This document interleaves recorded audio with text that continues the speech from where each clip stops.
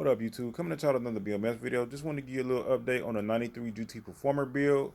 Made a few changes. One of the most noticeable changes, I'm pretty sure you already noticed, is the wheels. If you watch my previous videos, I'm pretty sure I'm a mad guy. I'm not really into spokes. Nothing against spokes. Just growing up, most bikes have spokes, whether it's a high-end bike or a department store bike. And I feel like, Mags always stood apart. It didn't clash like the other bikes, so I always gravitated towards Mags. Fast forward, I've been wanting to do a bike on spokes for a while. When I actually bought this frame, my intentions was to put spokes on it.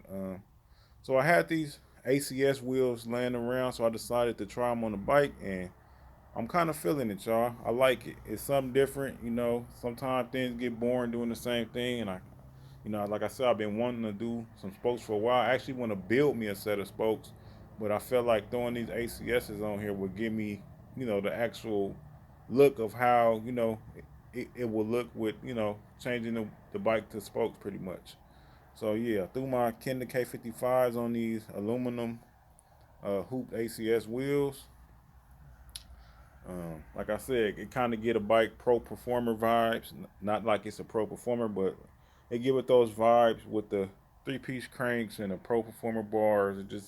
It gives it a different look, and I like it.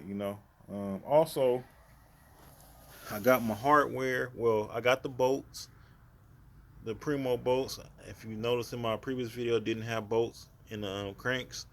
I also changed the pinch bolts because I actually had these bolts. I polished them up, threw them in there, and repolished the arms a little more.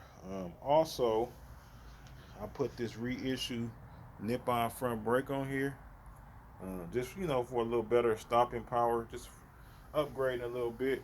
Um, for the most part, I got the bike where I want it. Just a few more adjustments. I got the brakes pretty much dialed in. I'm waiting on some chain tensioners. I ordered me some GT chain tensioners just to keep the rear wheel centered. Just to put some tension on the chain. When you do a three-piece sprocket, I'm pretty sure most of you know if you already did it. Um, you really have to align the sprocket really well. I mean, sometimes it take a few tries. With shims. That's why I come with shims and spacers and things like that. I got it pretty close. I might have to go back in there and put a slightly thinner shim in it. But for the most part, it's fine. I also added two more links to the chain because I accidentally made it a little shorter than I wanted to. Although it still worked fine on the bike, it just made the wheel slide in the drop off farther than I wanted it to. So now I got it pretty squared away. Like I said, I'm just pretty much waiting on the tensioners. Also, I have a blue chain I ordered. I'm going to swap it out to a blue chain. It's not all blue. It's actually blue and chrome. I feel like it'll bring out the decals a little better. Just to kind of get a bike a little more detail to it. Uh, I'm building also my Vertigo like I was telling you guys. So I'm probably just going to use this chain on the Vertigo since it's pretty much new. I'm being collecting parts for that. Well, yeah, the bike coming along. Uh, like I said, I like the spokes. Came out nice. Just something fresh and different versus just doing mags all the time. Like I still prefer mags, but I am feeling the spokes, and I do want to build me a nice set of high flange hub wheels. So um, I'm either gonna do that or find some nice GT hubs, like some what you call them hubs, like some super lace hubs, and I want to go with a chrome hoop. Uh, I do like the aluminum. I do like the aluminum wheels. The bike is probably at least I say a good maybe 5 pounds lighter, maybe a little less. It's about 5 pounds lighter since I changed the wheels and put those aluminum cranks on it. It lightened the bike up some, ironically. Not that I really care about that type of thing because I'm not really riding that type of way.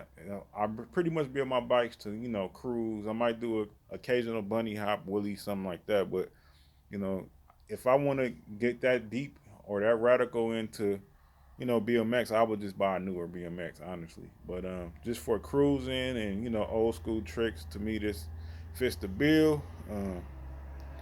It's a few more things I do want to do to it. I still got a adjust the headset a little more. It's a little loose. I noticed. I have a Bear Trap headset. I'm thinking about swapping on here.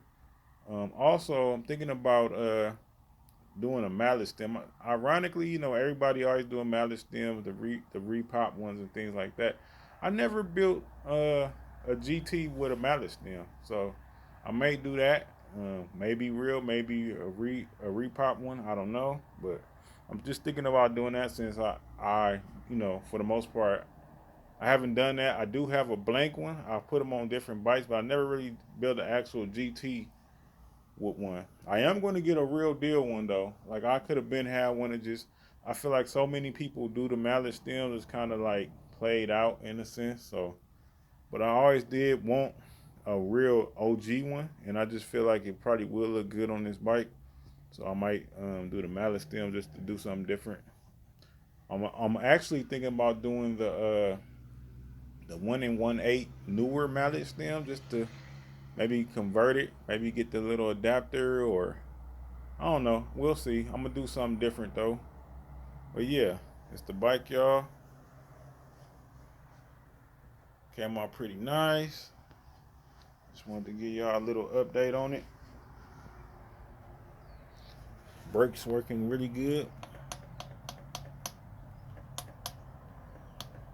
But it seems like the left side's pulling a little more. I probably got to make a little more adjustment to it, but still stops good. But yeah,